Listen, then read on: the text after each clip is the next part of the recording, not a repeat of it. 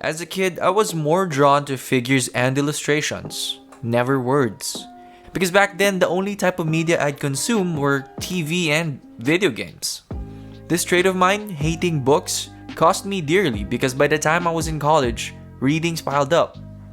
I had no interest in reading at all because the idea of it already put me off. After experiencing course subjects that had readings after readings after readings, I knew this had to change. I knew that I had to take this into my own hands. I figured if I wanted to survive college and med school, I had to get used to reading loads of pages and loads of information that had both pictures and words. If you guys are wondering how I'm doing now that I actually tried to implement my own tips, I actually look forward to reading. Funnily enough, I sometimes have to stop myself because I get carried away sometimes. And in this past few weeks, I've already read about 6 books already and I don't plan on stopping.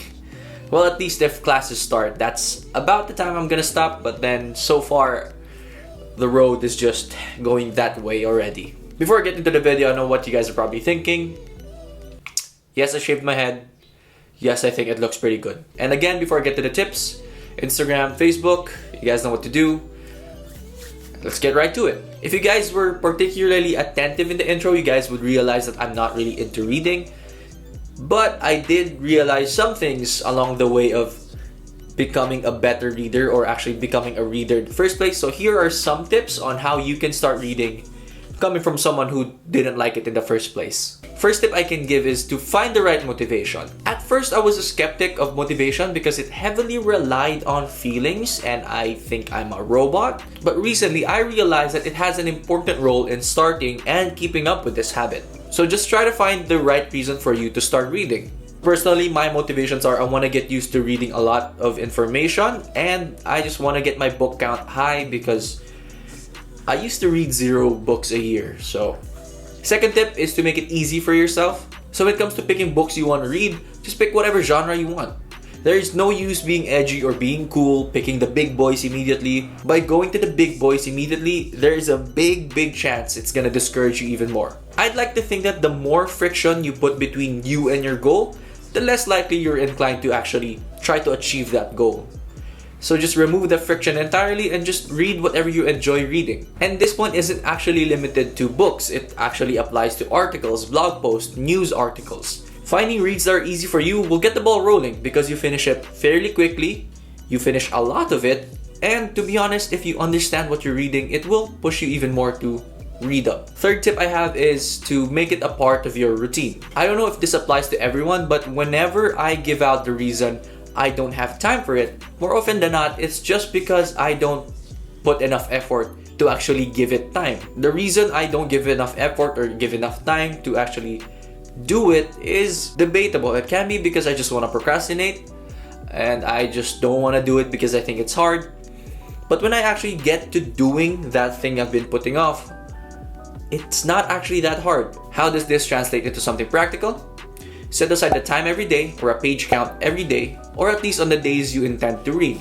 It doesn't really matter how long or how much you read, as long as you set a goal that is practical for you and you actually are able to reach it. So don't be overestimating yourself and be like, oh, I'm gonna read half the book in one day. 1 page is fine, 5 minutes is okay. As long as you do it every time you intend to read, that's perfectly fine. And this is actually a win-win or a win-winner. If you reach the goal you set for yourself, then that's good. But then if you exceed it, that's great. So just set realistic expectations for yourself. Maybe a more concrete example I can give is probably my own routine. So I try to read before lunch, before dinner, and before I sleep. And the last tip, which is the fourth tip I can give, is to keep track of your progress. This is more of a personal preference depending on the type of person you are, but because I'm the type of person who likes seeing the progression, who likes seeing how much I've improved, this is a big tip. Seeing my book tracker going from 0 books a year to 6 books a year is a big sense of pride for me. And it's not the mayabang type of pride that, oh shoot, I read more books than you.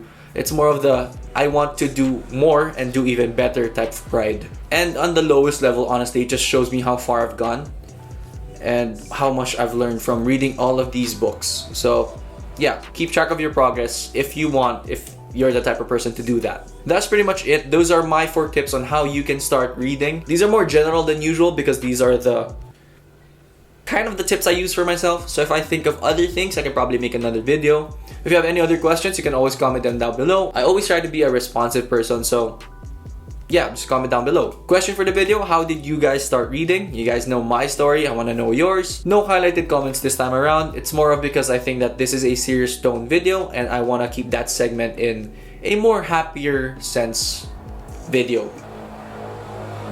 If that makes any sense at all.